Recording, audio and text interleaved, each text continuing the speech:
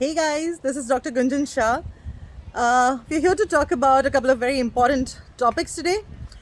By the way, I'm the founder of Eyebrow Permanent Makeup, that is India's first brand of permanent makeup. And I'm also the current president of Indian Association of Permanent Makeup. So today we are going to talk about scalp micropigmentation and vitiligo. So, as you probably all know, I do a lot of work and a lot of trainings in permanent makeup, which consists primarily of permanent eyebrow makeup, lip makeup, permanent eyeliner, and we also have associated services like BB glow and scalp micropigmentation, yes, vitiligo camouflage, and also eyelash services like eyelash lift and eyelash extension, etc.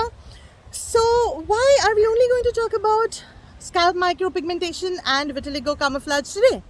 Well, the reason is that there is a lot of misconception about scalp micropigmentation and about vitiligo camouflage in the Indian scenario. Okay, so let us first talk about what exactly is scalp micropigmentation. In scalp micropigmentation, we create tiny little dark brown or black dots on the scalp to resemble shaved or trimmed hair. Yes, shaved or trimmed hair and not the look of voluminous hair. Alright, so what exactly is the kind of result that we can expect in such a scenario? Alright, let's take a look at Google for this. What does Google say when you search for best scalp micropigmentation? Google says that you will see excellent results before and after of bald men. Yes, this treatment is primarily done in men, not very often in women.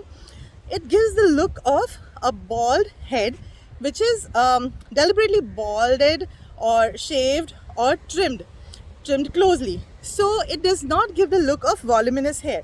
So ideal situation is not where you give the look of an increased density in a person who is suffering from hair loss. Ideal situation is you give this to create the look of a 5 o'clock shadow, like the kind of tiny little blackish dots that you see around 5 p.m. if a man with a beard has shaved in the morning. So well, when we talk in the Indian scenario, a shaved head or a bald head has a lot of religious as well as social connotations, where people often shave their heads when there is a death of a close family member and certain similar situations. It's not a very pleasant connotation. Okay, so what when we ask the clients or the patients to shave their head after they have got a scalp micropigmentation done, they're usually going to refuse. Now you might not be aware of this, or maybe you are aware of this, but in the Western countries, when they do a scalp micropigmentation, a part of the consent form clauses is to have a trimmed or shaved head look for the rest of time. Yes, so as to match the look of scalp micropigmentation in the area which is treated. So surrounding the scalp micropigmentation, ideally they are supposed to have trimmed or shaved head. What if you do these tiny little black dots in the middle of long, like normally long hair? What happens is it ends up looking like something called as black dot tinea or a grey patch tinea, which is a fungal infection on the scalp, and it looks something like this. Alright, now coming to women. Okay, so women usually tend to have longish hair, and if you are going to create these tiny black dots, well, you can imagine the end result. So I get a lot of inquiries about, do you conduct trainings in scalp micropigmentation? Yes, I do, but you have to have a lot of clarity about what exactly it entails.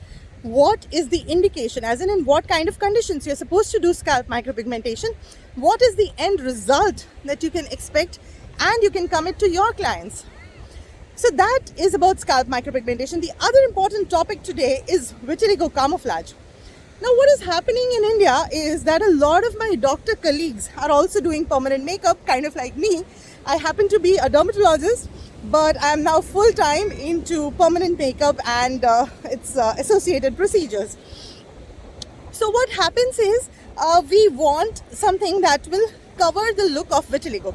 For my non-medico friends here, vitiligo is a skin condition where patches of the skin, small patches, large areas of the bodies, different sizes, will entirely lose the brown color.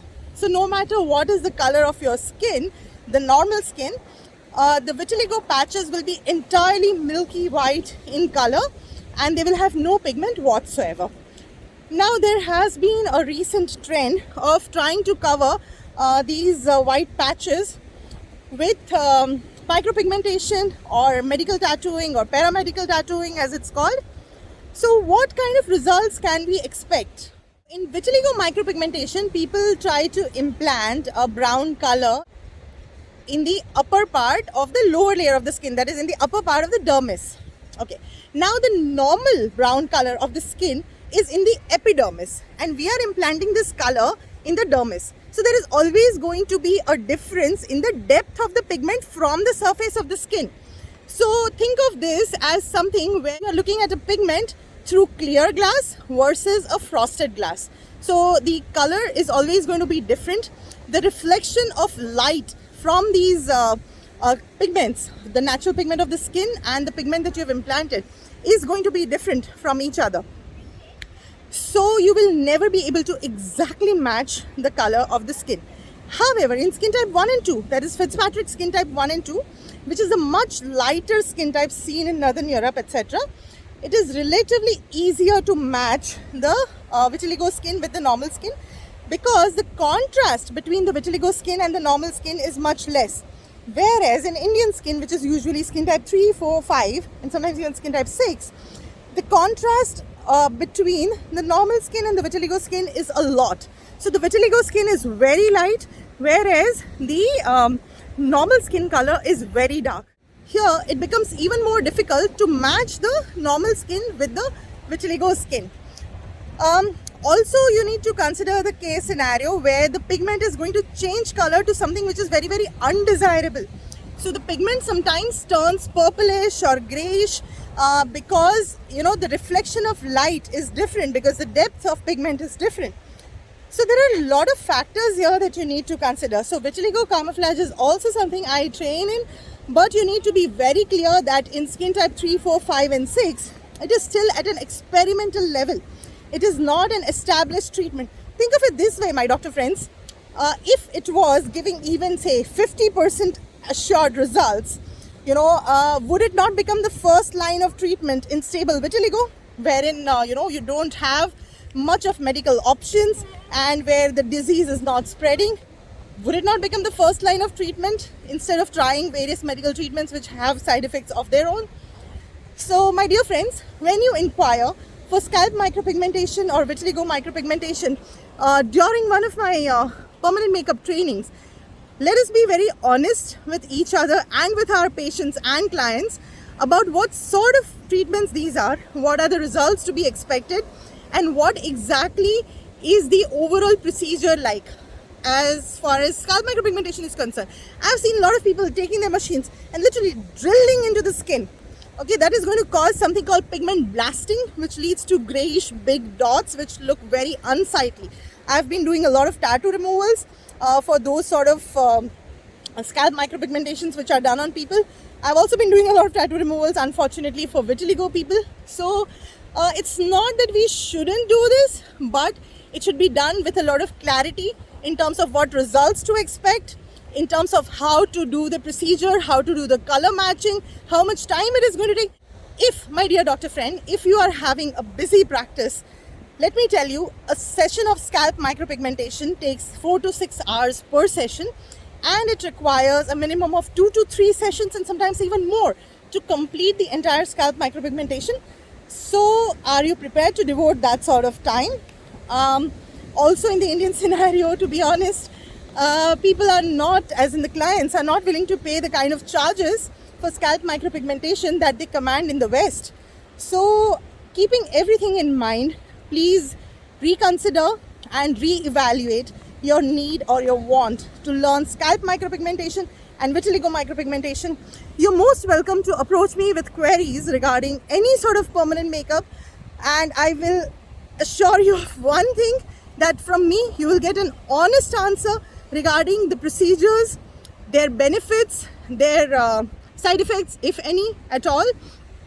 Also regarding the longevity, the technique, where to do which procedure, etc. Do not expect me to do training just because you want to get trained in it, but because it would be right for your clients and for your patients. Let's make this a better world with better scalps, better brows, better lips, and a better world in general. Thank you so much for listening to me. Bye.